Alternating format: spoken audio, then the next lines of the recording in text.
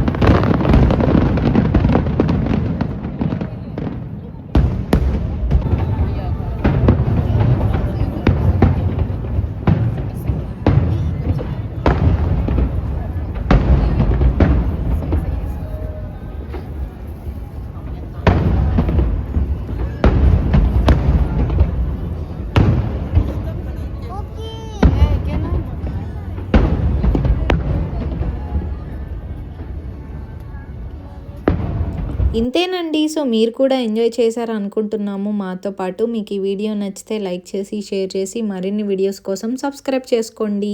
Bye bye.